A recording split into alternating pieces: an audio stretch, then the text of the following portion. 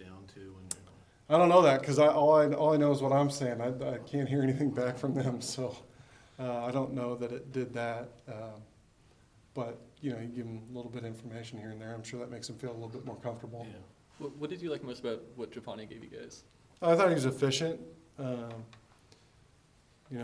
There's some throws that I think we need to work on and need to be a little bit better.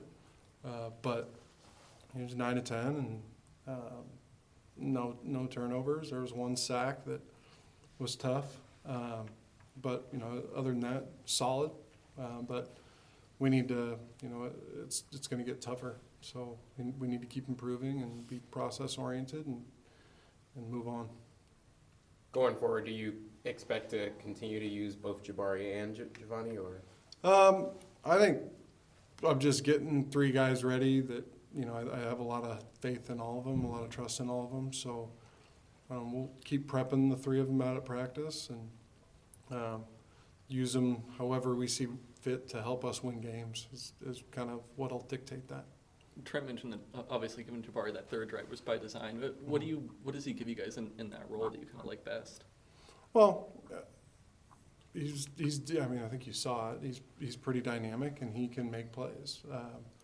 And he needs experience. So, that's where he's different than Ben and Giovanni. He doesn't have the same experience. So he needs to make plays, and like he had a sack that he took in the red zone that is one of those learning experiences for him like that. Hey, 2nd and 10 is a great down and distance because 2nd and 19, 2nd and 20 is tough. He needs that experience, but we also have a lot of faith in him that he can make plays. How much fun is it to watch all 3 of your running backs perform pretty darn well? That's good. Yeah, it's nice to see him running downfield. Obviously, the O-line and tight ends have a big part of that. But, I think, we've talked about this before. We feel really confident in that room. So we're blessed to have all 3 of them, or 4 or 5 of them. We have a bunch of bodies in there that can play. Is there anything about San Diego State's defense that stood out for you from opening week? Anything you think you need to be ready for? Yeah, I mean, they're certainly bigger than the team we just played, and they're faster than the team we just played. We're going on the road. They're far more multiple in their defense. It's certainly a way different defense, more similar to what we play every day in practice. But the size and physicality we're going to have to match. Do you feel like what you guys put on tape from this previous game is going to help, sort of keep the San Diego State defense honest if they think you guys are going to run the ball 40 times with 2 running backs? It's hard to say what they're thinking. I think that they're we're in our first year as an offense here, and they're in their first year as a defense there. So there will be some feeling out of each other and kind of figuring out what both teams are doing. Like both teams are probably that's not the full picture of who they are from what we saw Saturday. So we're going to have to prepare for what we've seen, but also get ready for other stuff that might be out there. It was a decent start to the offense until the fumble. Do you imagine that's one of your guys' keys to going forward is just to get off to a better, faster start?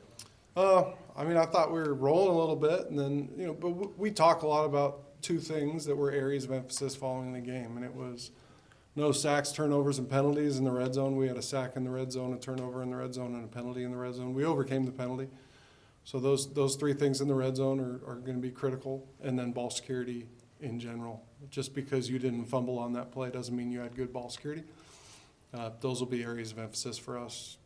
Those are huge areas of emphasis for us this week. It looked like Grant and Jacob both played quite a bit of right tackle. Was that by design, or was Grant okay? Or I think we played 8 guys quite a bit on the offensive line, so it was I expect them all to be available this week. Trent said Sala was working on probably a bigger role.